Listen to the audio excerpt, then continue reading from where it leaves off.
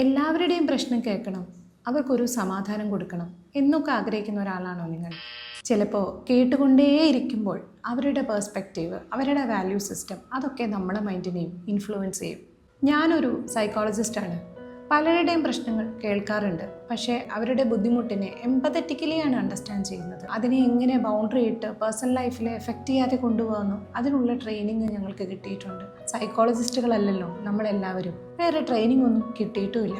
അതുകൊണ്ട് തന്നെ പല പ്രശ്നങ്ങളും കേൾക്കുമ്പോൾ അത് നമ്മളെ മെൻ്റൽ ഹെൽത്തിനെ ബാധിക്കുന്നുണ്ടോ എന്ന് നമുക്കറിയില്ല. പക്ഷേ സാധാരണക്കാർക്കതില്ല. അവരെ സംബന്ധിച്ചിടത്തോളം അവരുടെ ജീവിതത്തിൽ ഉണ്ടാവുന്ന പലരായിട്ട് പറഞ്ഞു കേൾക്കുന്ന കാര്യങ്ങൾ അവരെ മെൻ്റൽ ഹെൽത്തിനെ ഒരുപാട് സ്വാധീനിക്കാം.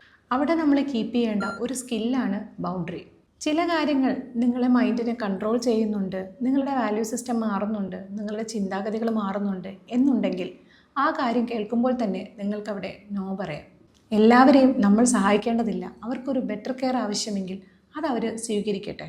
ഓരോരുത്തരും ഷെയർ ചെയ്യുന്നത് അവരുടെ വെർഷൻ ഓഫ് സ്റ്റോറിയാണ്.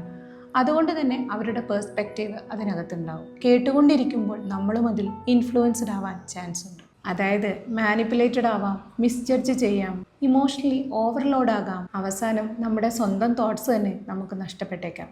അതുകൊണ്ട് ഓർക്കൂ, ബൗണ്ടറി എന്നത് എപ്പോൾ, എന്ത്, എത്ര കേൾക്കണം എന്നൊക്കെ തീരുമാനിക്കുന്നിടത്താണ് സെൽഫ് റെസ്പെക്റ്റ് ഉണ്ടാകുന്നത്.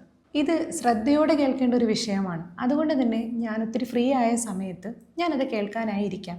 അപ്പം നമുക്ക് കുറച്ചുകൂടി ബെറ്റർ ആയൊരു ഡിസ്കഷനിലേക്ക് എത്തിച്ചേരാം എന്ന് പറയുകയാണെങ്കിൽ അവർക്ക് തന്നെ തോന്നും അവരുടെ പ്രശ്നത്തിന് നമ്മൾ കൊടുക്കേണ്ട സീരിയസ്നെസ് കൊടുത്തിട്ടുണ്ട് എന്ന്. സോ ഇത് അവഗണനയല്ല, പകരം അവർക്ക് കൊടുക്കുന്ന റെസ്പെക്റ്റാണ്.